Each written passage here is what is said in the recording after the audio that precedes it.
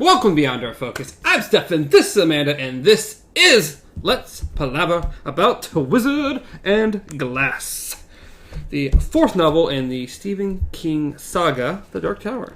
Wow. Today we're on the 9th chapter of the second part, called Sitgo.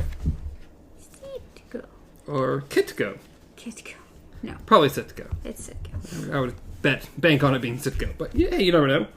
They have a lot of other funny words in here. It could be Kitco, it could be Kit Kat. To go? I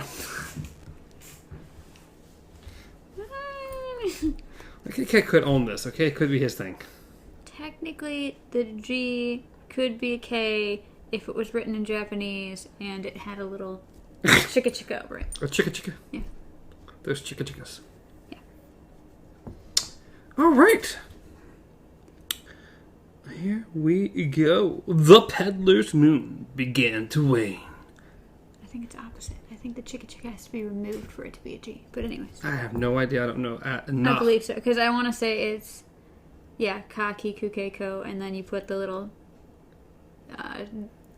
dash marks. I cannot for the life of me remember what they're called, but then the K turns into a G. Yeah.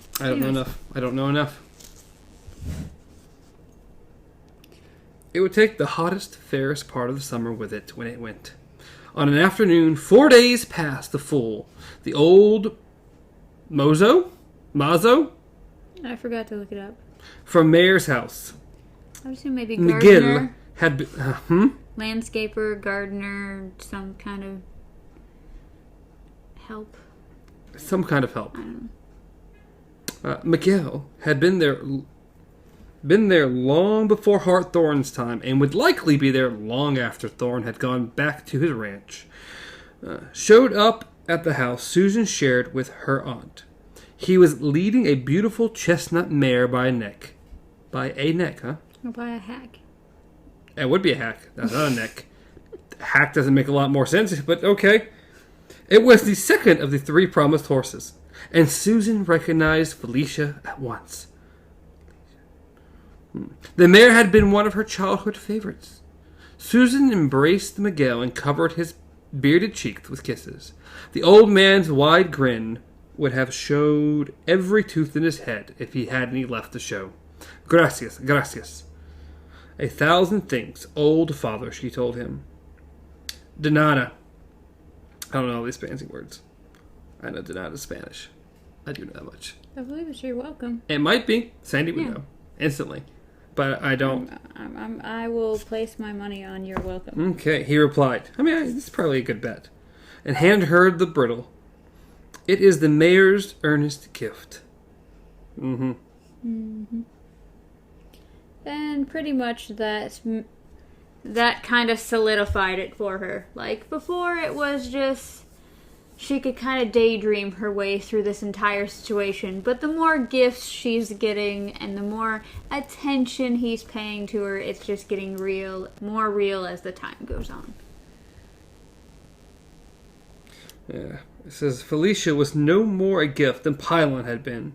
There were step-by-step fulfillments of a contract into which she had entered. Aunt Cord could express shock, but Susan knew the truth. That lay directly ahead was whoring, pure and simple. Aunt Cord was in the kitchen window as Susan walked her gift, which was really just returned property in her view, to the stable. Yes, Felicia was one of their horses that pretty much when they lost everything got taken. So he's really just kind of returning one of their horses. Well, that and Pylon. Yeah. These are horses that they owned. Then their father died. They lost some everything. Funny business happened, yeah. And now it's being returned because the mayor can sleep with her. Yeah, it was the second of the 3 promised horses.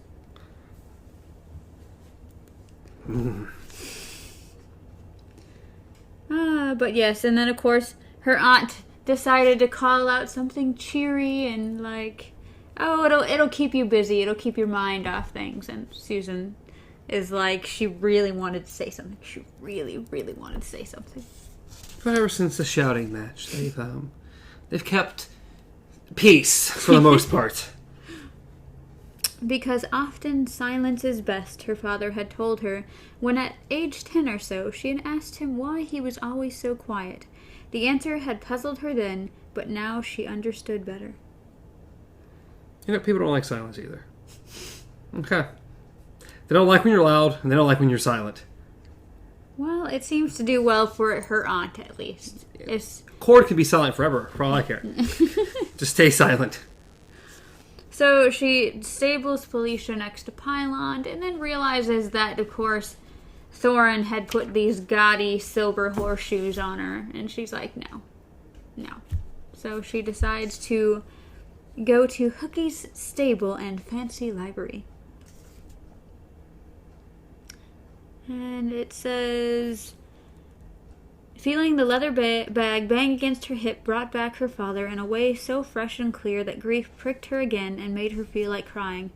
She thought he would have been appalled at her current situation, perhaps even disgusted, and he would have liked Will Dearborn, of that she was sure, liked him and approved of him for her. It was the final miserable touch.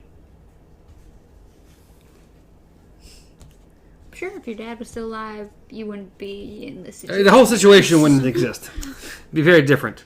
The whole thing would be different. I don't think he would have been like, we are really low on everything. Here's my daughter. Yeah, I don't think that's how things would have went.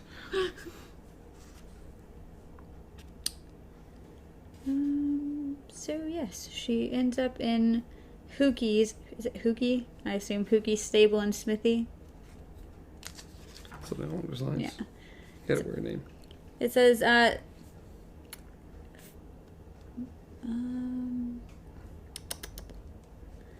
fresh paint too. Hookie's stable and smithy looked very well indeed. Glancing up, she saw not so much as a single hole in the barn roof. Times had been good for Hookie, it seemed. And that's a key point. Remember that. Oh, okay. Times have been good. Because if you think about all the horseshoes that are still there, I mean, it's not some has to be selling. I mean, what's going on here? Yeah. He wrote the new shoes up on a beam, still wearing his blacksmith's apron and squinting horribly out of one eye at his own fingers. When Susan began to speak haltingly to him about payment, he laughed. Told her he knew she'd settle her account as soon as she could. God's bless her, yes. Sides, they weren't any of them going anywhere, were they? Nope, or nop. All the time gently propelled her through the fragrant smells of hay and horses towards the door. He would not have treated even so small a matter as 4 iron shoes in such a carefree manner a year ago. But now she was Mayor Thorin's good friend, and things had changed. Oh, lots of things have changed. Oh, yes. Definitely. The afternoon sunlight was dazzling after the dimness of Hookie's barn, and she was momentarily blinded, groping forward toward the street with the leather bag bouncing on her hip and the shoes clashing softly inside. She had just a moment to register a shape looming in the brightness, then it thumped into her hard enough to rattle her teeth and make Felicia's new shoes clang. She would have fallen, but for strong hands that quickly reached out and grasped her shoulders. By then her eyes were adjusting, and she saw with dismay and amusement that the young man who had almost knocked her sprawling into the dirt was one of Will's friends, Richard Stockworth. "Oh, Cy, your pardon," he said, brushing the arms of her dress as if he had knocked her over. "Are you well? Are you quite well?" "Quite well," she said, smiling. "Please don't apologize." She felt a sudden wild impulse to stand on tiptoe and kiss his mouth and say, "Give that to Will and tell him to never mind what I said. Tell him there are 1,000 more where that came from. Tell him to come and get every one." Instead, she fixed on a comic image. This Richard Stockworth smacking Will full on the mouth and saying it was from Susan Delgado. She began to giggle. She put her hands to her mouth, but it did no good. Cy Stockworth smiled back at her, tentatively, cautiously. "He probably thinks I'm mad, and I am. Good day, Mr. Stockworth," she said, and passed on before she could embarrass herself further. "Good day, Susan Delgado," he called in return. Half an hour later, as she took the new iron from her Da's shoe bag, she found out there was a folded scrap of paper tucked in between two of the shoes. And even before she unfolded it, she understood that her collision with Mr. Stockworth hadn't been an accident. Not even a little bit. No. Sleight of the hand. Sleight of the hand. A very good sleight of the hand. She recognized Will's handwriting at once from the note in the banquet.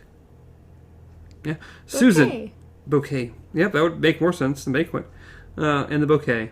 Susan, can you meet me at Sitco this evening or tomorrow evening? Very important. Has to do with what we discussed before. Please. W. P.S. Best you burn this note. Probably is best. No one needs to ever find these notes.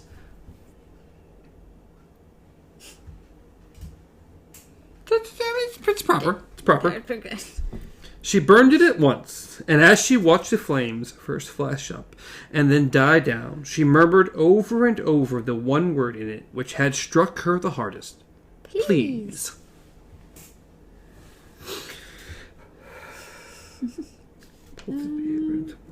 Why Sitco? Has to do with what we discussed before. Yes, probably. She did not doubt his honor, although she had much come to wonder if he and his friends were who they say they were. Maybe not. He probably did want her for some reason which bore on his mission. Although, how the oil patch could... That was right? Want to see her, not just want her. Well, he wants her too, okay? They both go the same thing. She's trying to get away from those thoughts.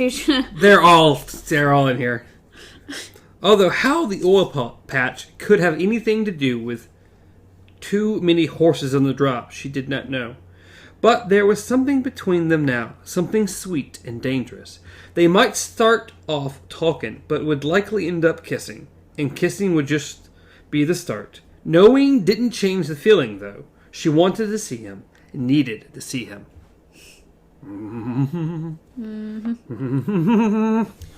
All she wanted stood against all she believed of honor, and her mind roared with conflict. Around all, like a rising wind around an unstable house, she felt the idea of Ka growing. Yet to give over one's honor for that reason was so easy, wasn't it? To excuse the fall of virtue by invoking all-powerful Ka? It was soft thinking.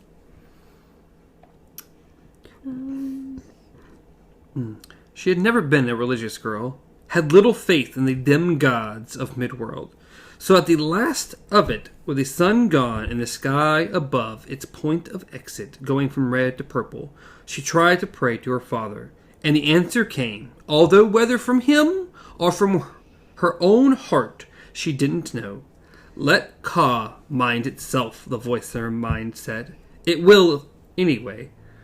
It always does. If Ka should overrule your honor, so it will be.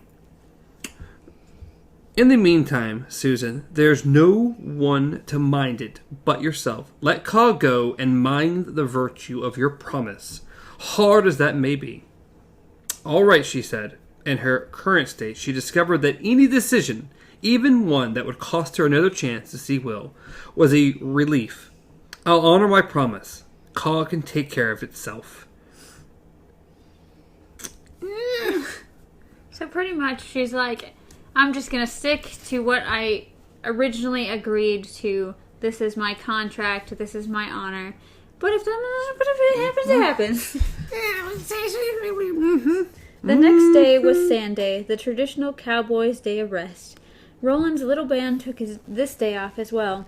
It's fair enough that we should, Cuthbert said, since we don't know what the hell we're doing in the first place. On this particular Sunday, their sixth that's coming to Hanbury, Cuthbert was in the upper market. Lower market was cheaper, by and large, but too fishy smelling for his liking. Looking at brightly colored serapes and trying not to cry, for his mother had a serape. It's like I know what it is, like I can picture it, but I wouldn't know how to pronounce the word. I don't know. Yeah, it sounds like to me. It was a great favorite of hers, and thinking of how she would ride out sometimes with it flowing from her shoulders had filled him with homesickness so strong it was savage. Arthur Heath, Roland's Kame, missing his mama so badly. Yeah, exactly. Missing his mama so badly, his eyes were wet. It was a joke worthy of Cuthbert Allgood. As he stood so, looking at the strappes and hanging rack of Dolina blankets, with his hands clasped behind his back like a patron in an art gallery, and blinking back tears all the while, there came a light tap on his shoulder. He turned, and there was the girl with the blonde hair. Cuthbert wasn't surprised that Roland was smitten with her. She was nothing short of breathtaking, even dressed in jeans and a farm shirt. Her hair was tied back with a series of rough rawhide hanks, and she had eyes of the brightest gray Cuthbert had ever seen. Cuthbert thought it was a wonder that Roland had been able to continue with any other aspect of his life at all, even down to the washing of his teeth. Certainly she came with a cure for Cuthbert. Sentimental thoughts of his mother disappeared in an instant. "Sigh," he said. It was all he could manage, at least to start with. She nodded and held out what the folk of Magis called a corbeille, I assume, or... I was going to say Corvette, but I don't think she's handing out cars. I don't think so, but I still think it's pronounced Corvette. I'm pretty sure. Sure? Okay. I go with it. I think. You're pretty sure you think? I think. Because I've heard the word before. I think it is Corvette. Okay. Little packet was the literal definition. Little purse was the practical one. These small leather accessories, big enough for a few coins but not much more, was more often carried by ladies than gentlemen, although that was not a hard and fast rule of fashion. "Ye drop this, Cully," she said. "Nay, thank ye, sigh. This one might have been the property of a man, plain black leather, and unadorned by foufras, but he had never seen it before, never carried a Corvette for that matter." It just sounds so... "It's yours," she said, and her eyes were now so intense that her gaze felt hot on his skin. He should have understood at once, but he had been blinded by her unexpected appearance. Yes, Cuthbert, you should have understood the first time. Also, he admitted by her cleverness. You somehow didn't expect cleverness from a girl this beautiful. Beautiful girls did not, as a rule, have to be clever. So far as Bert could tell, all beautiful girls had to do was wake up in the morning. "It is." "Oh, aye," he said, almost snatching the little purse from her. He could feel a foolish grin overspreading his face. "Now that you mention it, sigh." "Susan."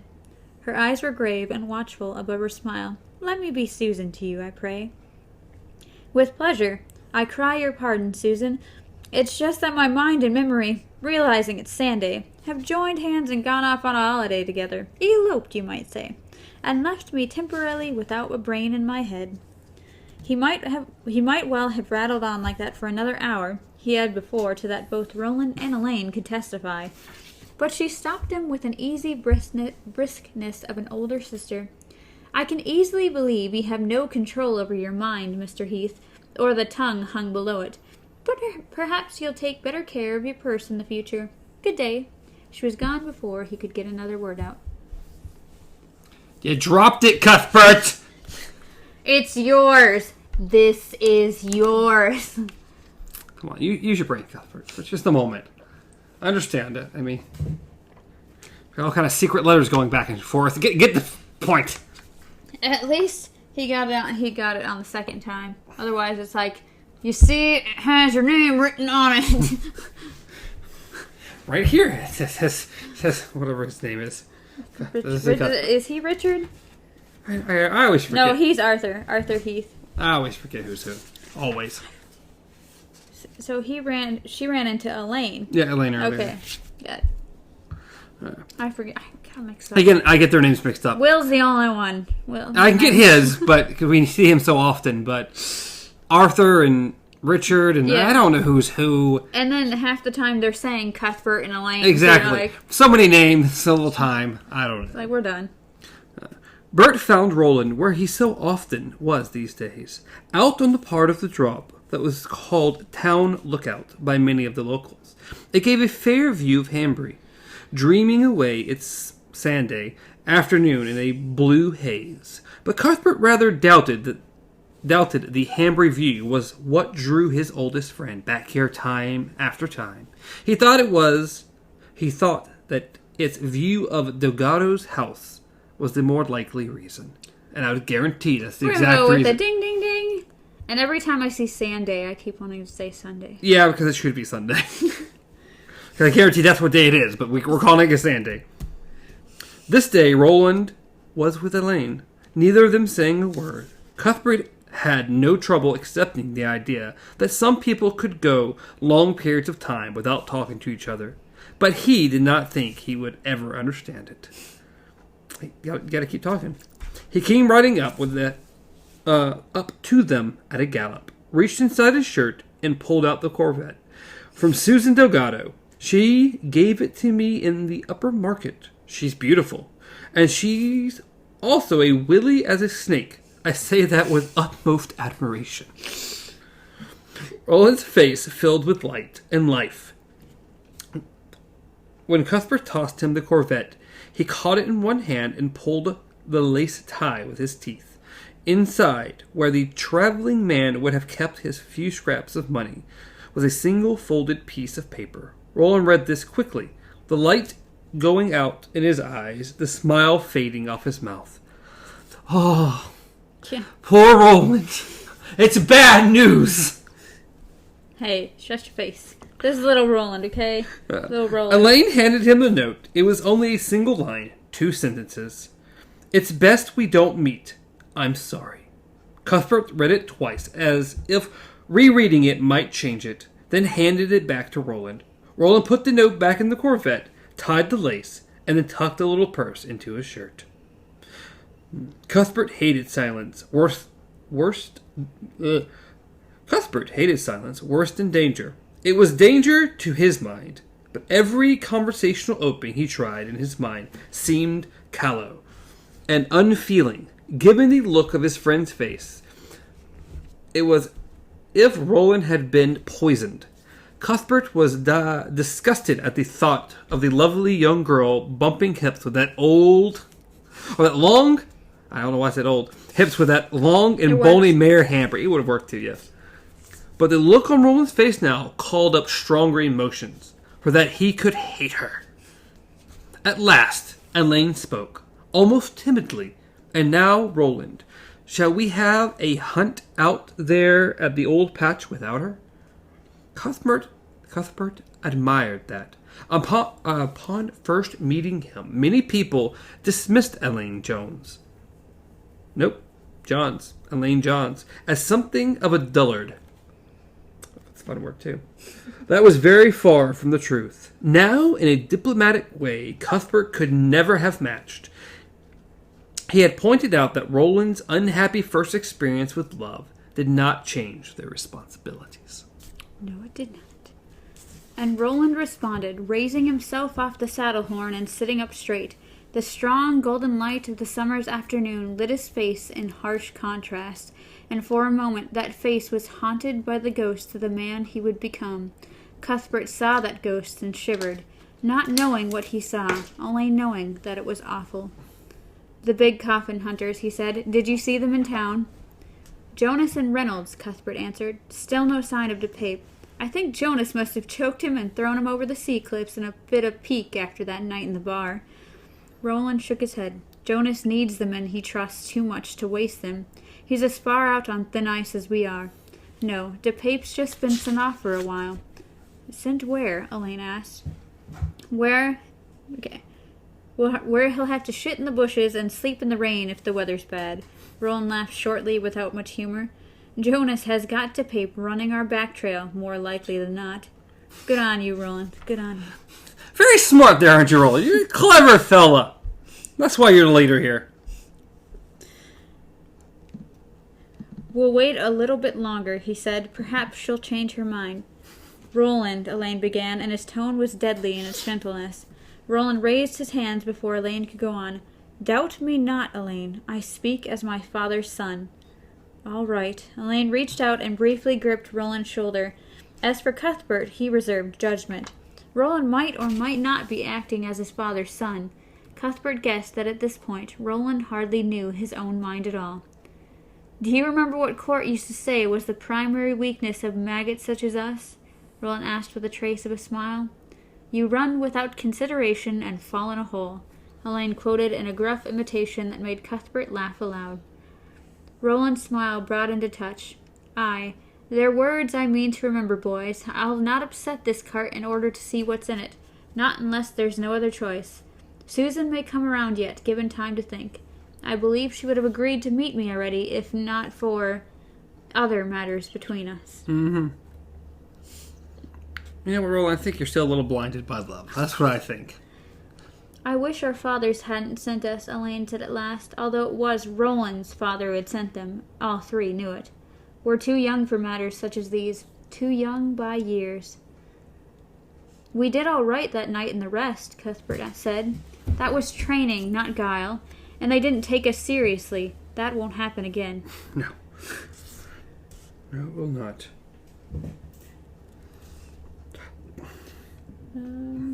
Will you send her another note, Will Dearborn? Elaine asked. Roland thought about it. Cuthbert laid an interior bet with himself on which way Roland would go, and lost. No, he said at last.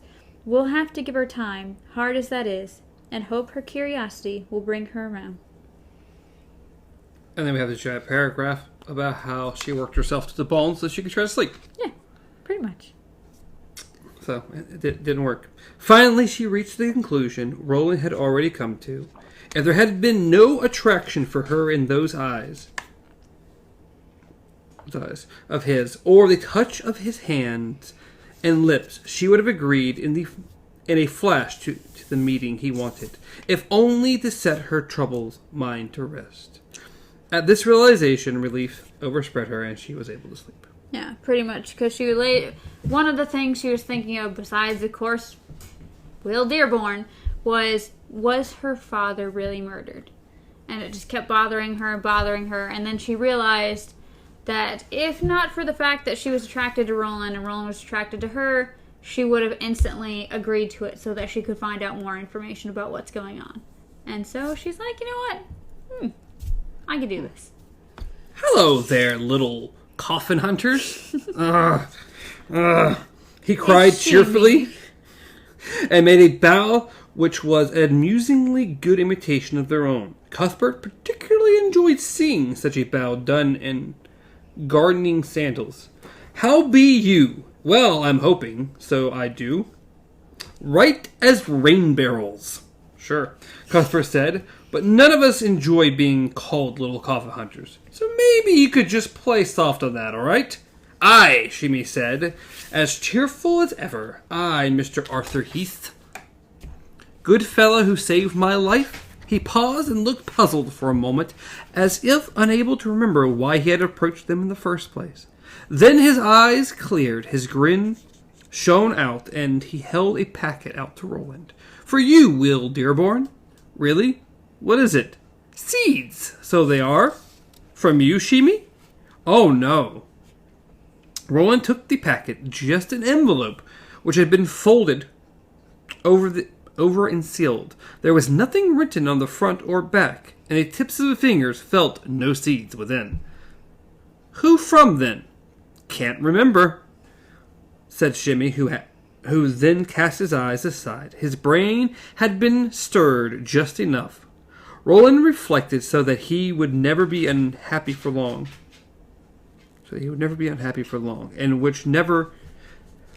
And would never be able to lie at all. Then his eyes, hopeful and timid, came back to Roland. I remember what I was supposed to say to you, though. Aye, then say it, Shimmy. Speaking as one who recited a painfully memorized line, both proud and nervous, he said, These are the seeds you scattered on the drop. Roland's eyes blazed so fiercely that Shimmy stumbled back a step. He gave his sombrero a quick tug, turned, and hurried back to safety of his flowers. He liked Will Dearborn and Will's friends, especially Mr. Arthur Heath, who sometimes said things that made Shimmy laugh fit to spit. But in that moment he saw something in Will Si's eyes that frightened him badly. In that instant he understood that Will was as much a killer as the one in the cloak, or the one who had wanted Shimmy to lick his boots clean, or old white-haired Jonas with the trembling voice. As bad as them, or even worse. Oh no, they're pretty evil at the moment. Yes. Roland hasn't done like just massive amounts of killing. Not yet, anyway. So they head back to the barquet. Roland took the envelope from inside his shirt and tore it open. As he did, he reflected that Susan had known exactly what to say, to a nicety. The others bent in, Elaine from his left and Cuthbert from his right, as he unfolded the single scrap of paper. Again he saw her simple, neatly made writing, the message not much longer than the previous one, very different in content, however. There is an orange grove a mile off the road on the town side of Sitco. Meet me there at moonrise. Come alone. S. And below that, printed in an emphatic little letters, burn this. We'll keep a lookout, Elaine said. Roland nodded. Aye, but from a distance. Yeah. Then he burned the note. All kinds of a distance. Is the distance so that she doesn't see you, or is it so you don't see them? What's going on here? So they meet in the orange grove. He heard her, but until she was almost on top of him. If she'd been an enemy instead of a friend, he might still have time to draw and fire, but it would have been close. He was filled with admiration, and he saw her face in the starlight. He felt his heart gladden. She halted when he turned and merely looked at him. Her hands linked before her at her waist in a way that was sweetly and unconsciously childlike. He took a step towards her, and they came up in what he took for an alarm. He took a step towards her, and they came up in what he took for alarm. He stopped, confused, but he had misread her gesture in the chancy light. It's a fun light. She could have stopped then. Okay, read. I'm butchering it. Read it. She could have stopped then, but chose not to. She stepped toward him deliberately, a tall young woman in a split riding skirt and plain black boots. Her sombrero hung down on her back against the bound rope of her hair. Will Dearborn, we are met both fair and ill, she said in a trembling voice, and then he was kissing her. They burned against one another as the peddler rose in the famine of its last quarter. Could barely wait. Just could not go. Not even a second. Not even. Something they mention a lot about Susanna. Yeah. Like a lot. Susan, is that she's tall. Yes. They mention it like almost every time there's any description of her. She is tall. This girl is tall. She's quite tall. Well, and Roland has bombardier eyes, so we're good. I mean, I don't know how many times we've gone over it. Susan's tall. Well, not like tall, but tall for a girl. So then we get this short little excerpt of Rhea being obsessed with the pink glowing orb glass. Yes. She's been so obsessed that's all she does. She doesn't clean her house anymore. She doesn't take care of her animals. Her snake is like literally roaming the house now, like eating bugs. The cat's just pissed off all the time. And she just... And this orb is draining her life force, essentially. It described it earlier as when the glow first hit her, you saw the younger Ray that used to be here. That's gone now. It's literally just dead. Nasty old woman. Well, they explain that she has some type of youthfulness. She's quite old, but she doesn't look as old as she actually is. She's been around the town for a very long, long time. And that this is really zapping anything she had in her. Yes. And she has a fascination with watching the goings on of Susan, the girl that she proved honest, and her minglings with Will Dearborn, and this is like a soap opera to her. She's loving it. Yeah. Rhea's having a great time. A great freaking time. And then, of course, it's like they're making out, and they finally just break apart. She's like, okay, we actually have to think about serious things now. What are we to do? Oh, Will, what are we to do? The best we can, he said. as we both always have, as our fathers taught us. This is mad. Roland, who had never felt anything so sane in his life, even the deep ache, and his groin there, his good old groin. Well, it happens. Do you know how dangerous this is? Sure. Yeah. Let's just go with this extreme abbreviation. She asked, and went on before he could reply. Aye, ye do. I can see ye do. If we were seen together at all, 'twould be serious. To be seen as we just were. She shivered. Anything else important? Have ye set your friends to watch? Aye, he said, and then his face opened in that unexpected smile she loved so well. But not where they can watch us. Thank gods for that, she said, and laughed rather distractedly. Because I'm sure they're stupid. They don't know what's going on. Who are you really, Will? Almost who I say I am. That's the joke of this, Susan. My friends and I weren't sent here because we were drunk and helling, but we weren't sent here to uncover any fell plot or secret conspiracy either. We were just boys to be put out of the way in a time of danger. All that's happened since... He shook his head to show how helpless he felt, and Susan thought again of her father saying Ka was like a wind. When it came, it might take your chickens, your house, your barn, even your life. And is Will Dearborn your real name? He shrugged. One name's as good as another, I wot, if the heart that answers to it is true. Susans, you were at the mayor's house today, for my friend Richard saw you ride up. Aye, fittings, for I am to be this year's reaping girl. It's Hart's choice. Nothing I ever would have had on my own. Mark, I say it. A lot of foolishness, and hard on Olive as well, I warrant.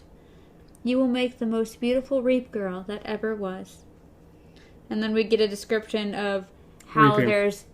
How many outfits? There's 5 changes of costumes for her, and then a 6th nightie, like a moo-moo. When you were up there, did you see the ones who call themselves the Big Coffin Hunters? I saw Jonas and the one with the cloak standing together in the courtyard and talking, she said. Not the Pape? The redhead? She shook her head. Do you know the game Castles, Susan? And then we get this very interesting description of what Castles is. That is similar, but not exactly chess. Yeah, pretty much. Let's see. Then you know how the red pieces stand at one end of the board and white at the other. How they come around the hillocks and creep toward each other, setting screens for cover. What's going on here in Hambry is very like that. And in this game, as in the game, it's now become a question of who will break cover first. Do you understand? She nodded at once. In the game, the first one around his hillock is vulnerable. In life, too. Always. But sometimes even staying in cover is difficult. My friends and I have counted nearly everything we dare to count. To count the rest, the horses on the drop, for instance. Aye, just so. To count them would be to break cover. Or the oxen we know about. Her eyebrows shot up. There's no oxen in Hambry. He must be mistaken about that. No mistake. Where? The rocking H. Now her eyebrows drew back down and knitted in a thoughtful frown. That's Laszlo Reimer's place. Aye, Kimba's brother. Nor are those the only treasures hidden away in Hambry these days. There are extra wagons, extra tack hidden in barns belonging to members of the Horsemen Association. Wow. Members of the Horsemen's Association. I say members of the horsemen, what are they called? The 7 horsemen, or whoever they are. Extra caches of feed? Will, no. Yes, all that and more. But to count them, to be seen counting them, is to break cover. To risk being castled. Our recent days have been pretty nightmarish. We try to look profitably busy without moving over to the drop side of Hambry, where most of the danger lies. It's harder and harder to do. Then we received a message. A message? How? From whom? Best you not know these things, I think. But it's led us to believe that some of the answers we're looking for may be at Sitgo. Well, do you think what's out there may help me to know more about what happened to my da? I don't know. It's possible, I suppose, but not likely. All I know for sure is that I finally have a chance to count something that matters and not be seen doing it.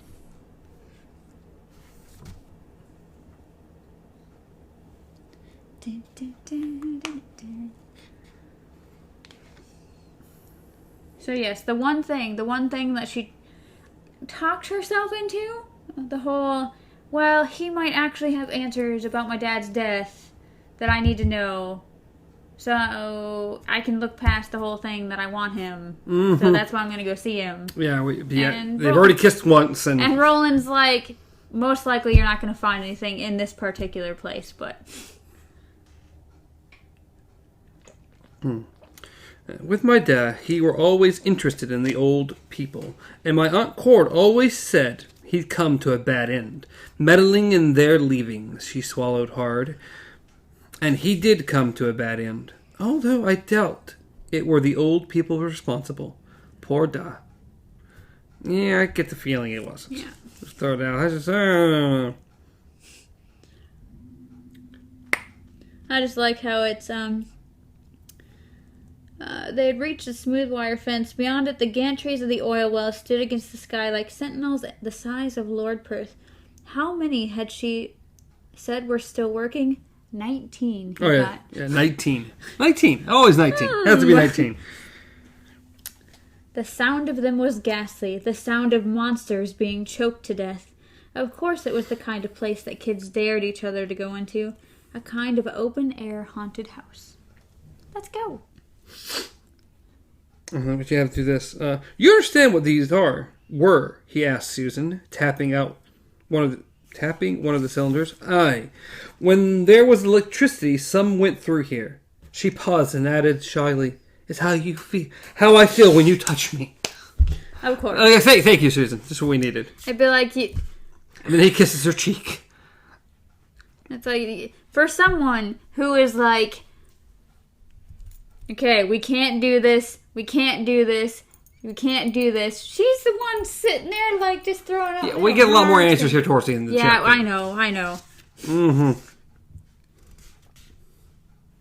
And then we also find out that they have the whistle of the Nighthawk as their warning sign to each other. Whistle of the Nighthawk.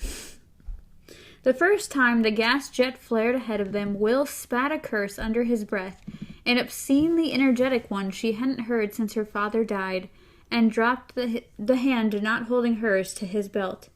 Be easy, it's only the candle, the gas pipe. He relaxed slowly. That they use, don't they? Aye, to run a few machines, little more than toys they are, to make ice, mostly. I had some the day we met the sheriff. Then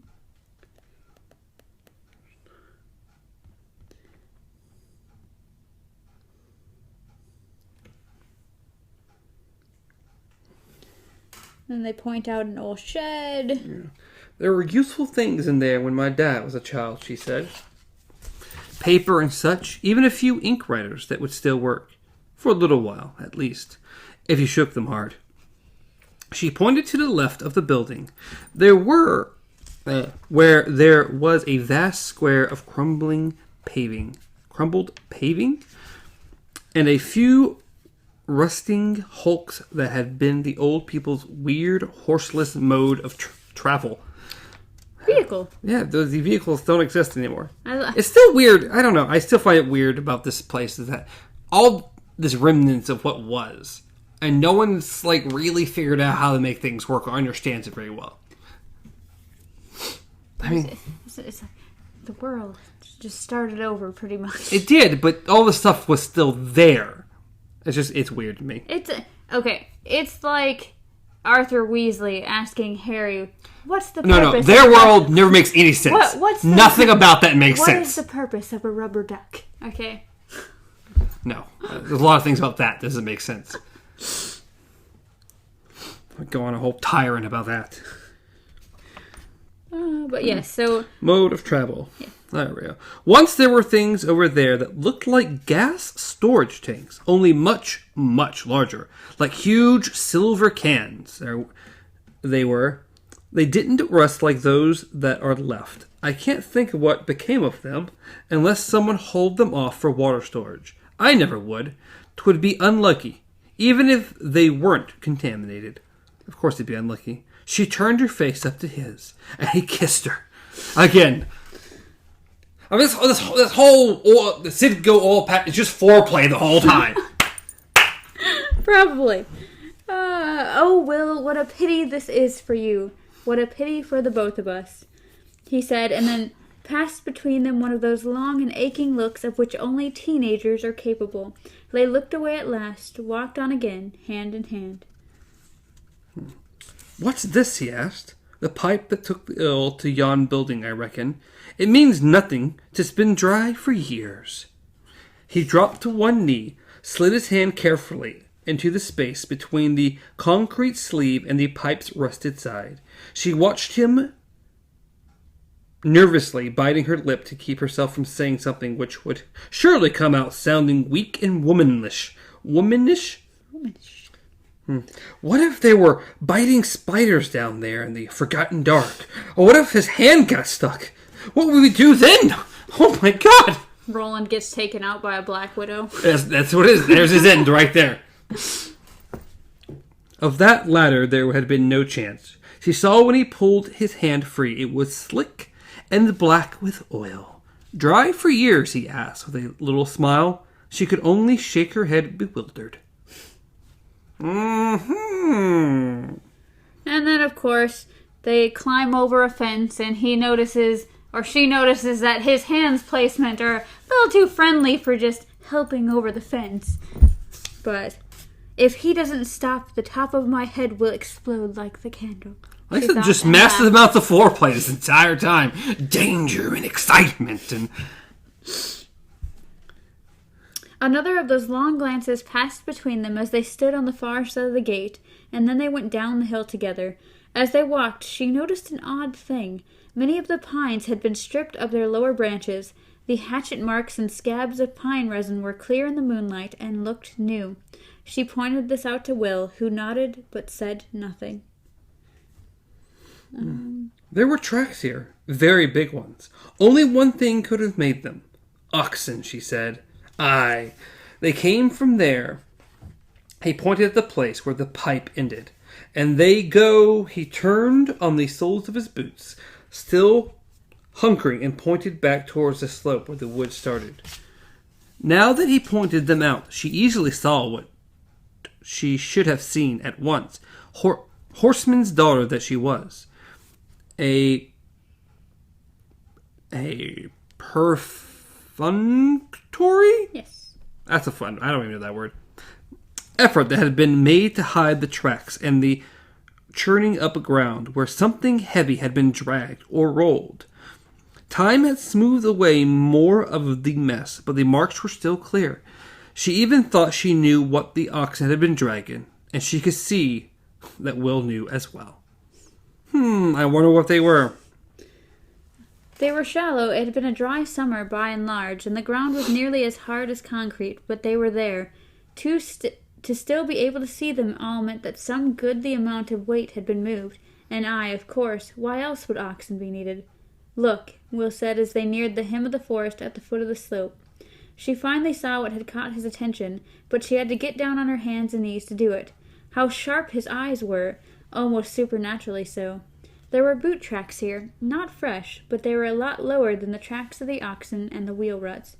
This was the one with the cape, he said, indicating a clear pair of tracks. Reynolds. Will, thee can't know it. He looked surprised, then laughed. Sure I can. He walks with one foot turned in a little, the left foot, and here it is. He stirred the air over the tracks with the tip of his finger, then laughed again at the way she was looking at him. 'Tisn't sorcery, Susan, daughter of Patrick, only trailcraft. How do ye know so much so young? She asked. Who are ye, Will?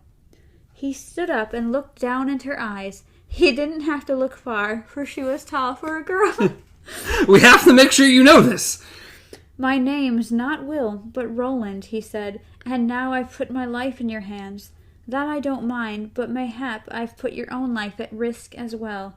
You must keep it a dead secret. Roland, she said wonderingly, taste it. Which do you like better? Your real one, she said at once. 'Tis a noble name, so it is." He grinned, relieved, and this was the grin that made him look young again. She raised herself on her toes and put her lips on his. And then, huge makeout session. Well, and then she opened her mouth to tell him so, and then a queer but utterly persuasive sensation enfolded her. They were being watched. It was ridiculous, but it was there. She even felt she knew who was watching. She stepped back from Roland, her boots heeled rocking unsteadily on the half-eroded oxen track. "Get out, ye old bee," she breathed. "If ye be spying on us in some way, I know not how, get thee gone." So she felt the eyes of Ray upon her. And then we go into that, Ray was definitely watching them. And that as soon as Susan said all this, the thing turned off, yeah. The glass just... And she couldn't get it to come back on. But she also remembered that she had hypnotized Susan and told her words and pretty much said, "For she lost her maidenhood to this wandering boy instead of Hartthorn, Lord High Mayor of Mages, the comedy would be even greater, would it not?" So now we know that whatever Ray specifically said to Susan under her hypnotization, being hypnotized, whatever you want to call it, has to do with something after she loses her maidenhood. Dun dun dun.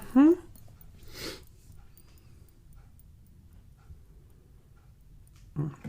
Roland stared at her wide-eyed as Susan explained about Rhea and a little more fully. Explained some things. "I imagine it was your imagination," he said when she finished. "I think not. With a touch of coldness. Or coincidence, even." Not coincidence. Conscience. Conscience, sure. With a touch of coolness or conscience, even. At that, she lowered her eyes and said nothing. "Susan, I would not hurt you for the world. And ye love me? Still without looking up?" "Aye, I do." "Then it's best you kiss and touch me no more. Not tonight. I can't stand it if you do." There's a lot of mixed messaging from this one. Yeah.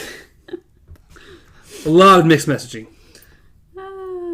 So they keep walking and they realize that the foliage is just a little too... There's too many trees in one area. There's too dark. It's way too dark in this one area. Meaning something is blocking the view. So they go to inspect it. While they were still 10 yards from the hem of the forest, both saw the glimmer of metal despite the dense foliage. Too dense, she thought. Too dense by far. I don't think it's that. Are you sure? Yeah, That's I'm how pretty she said sure. it, exactly. The silver storage containers had been dragged over here by the oxen, presumably, and then concealed. But why? I can only imagine. Can only imagine. It's a good song. Anyway. Past that. Wow, this is going to be 15 minutes on its own. It will be.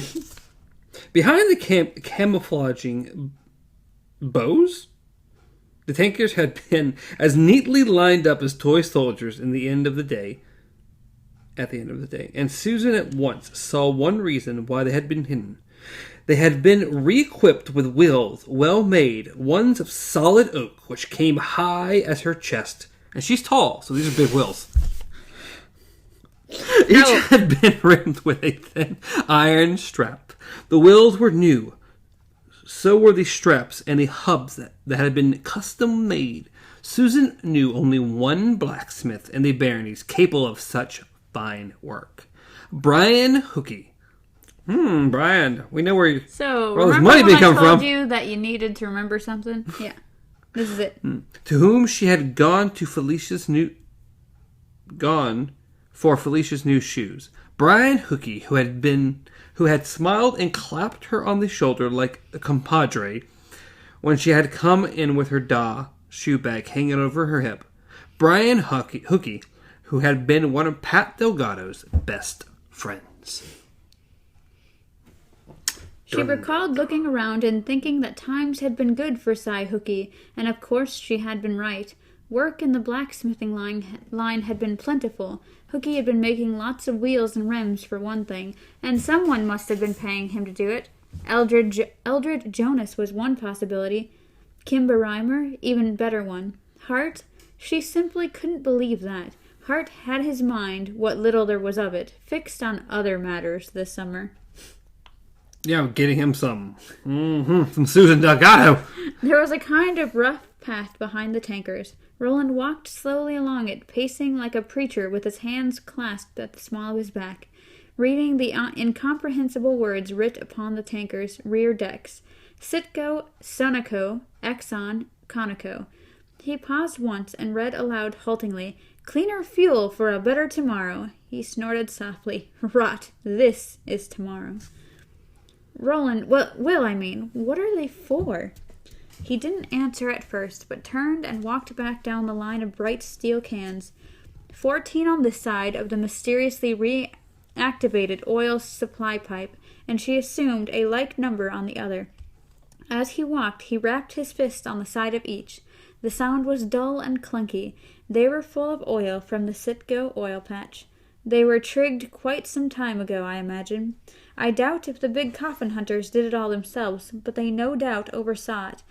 First, the fitting of the new wheels to replace the old rotten rubber ones, then the filling.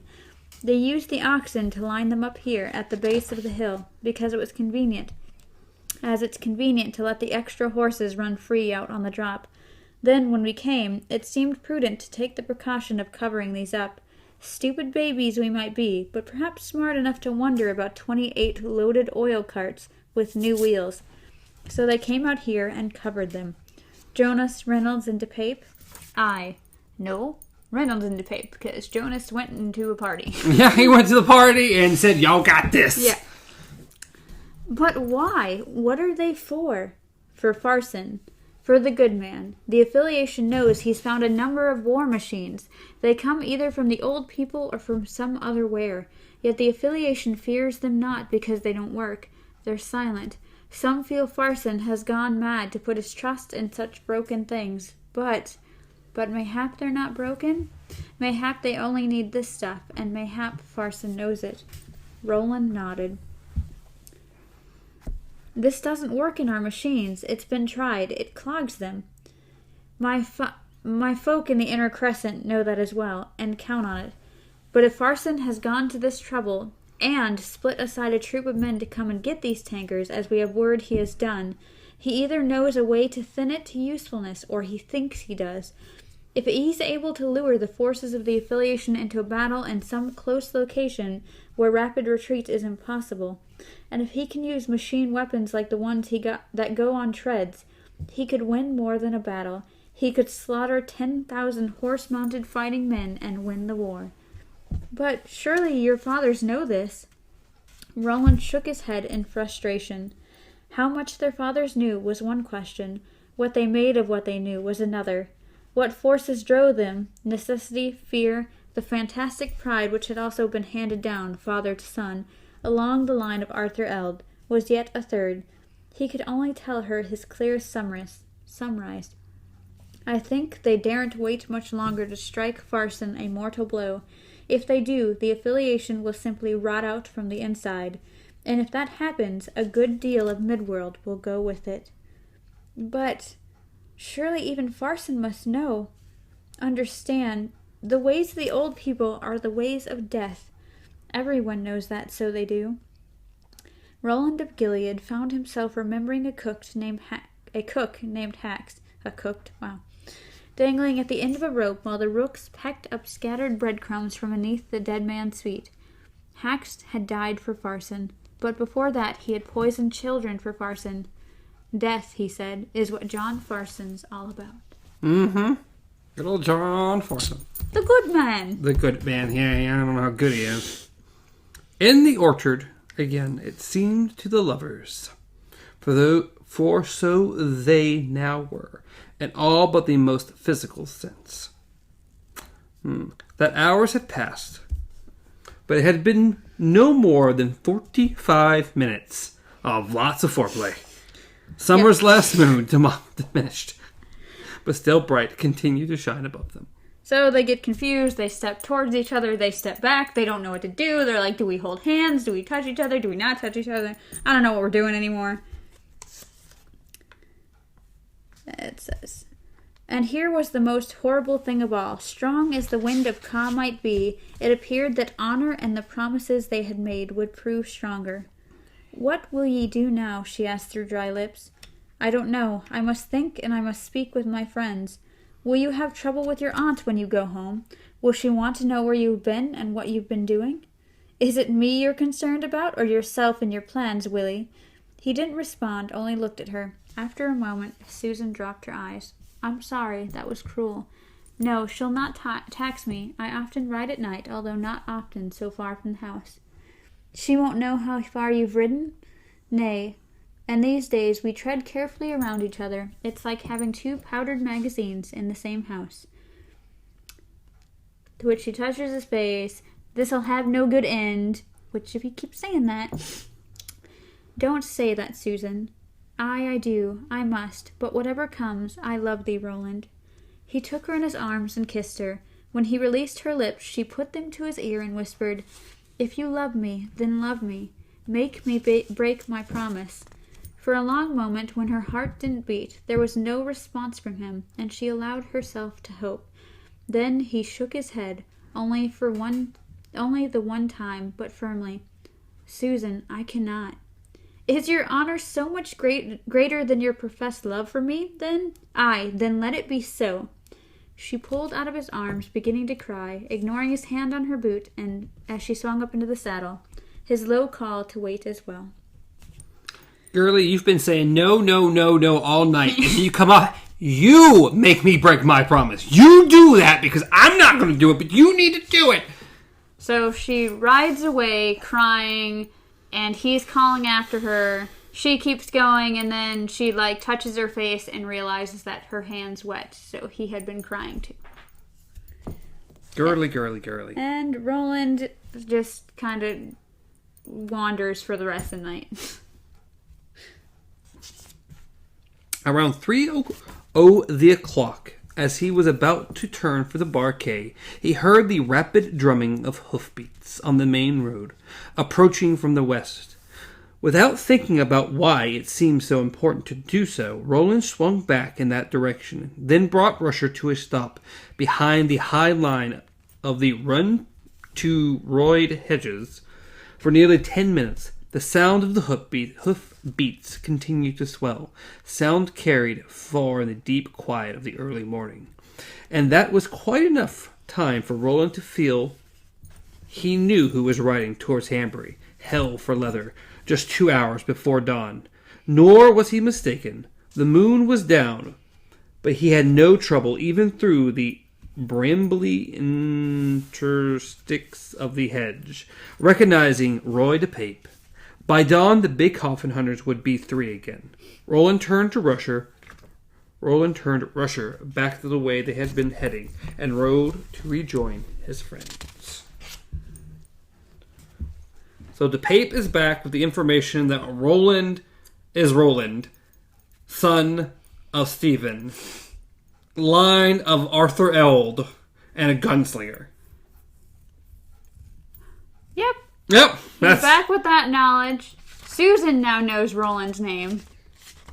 And we know she has some weird psychic / just intuition connection with Ray. And Rhea knows what's going on. She just can't hear everything. Yeah, she just doesn't know that much. And it's going great for everybody. It's going great for everybody. Freaking fantastic.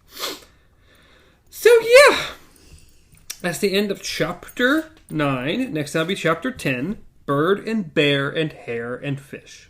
We'll be reading to the interlude, Kansas, Somewhere, Somewhen. Over the rainbow. Something along those lines. Which somewhere is like 28 pages. The rainbow. So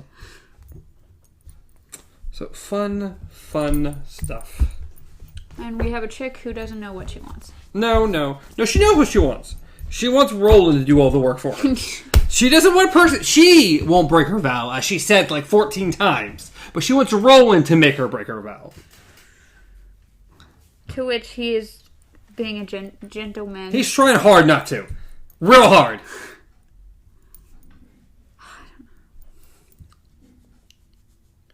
You know, it would have been better for Roland and his friends if Susan just died right here. Oh, geez. You could have just said Susan not been in the town. Or just kill her.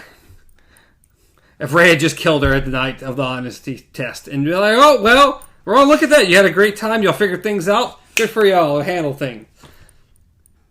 Why don't we just go back to... This would have been better if Martin never touched his mother. Because... he wouldn't have forced his test that early. His dad wouldn't have been like, kids, go that way.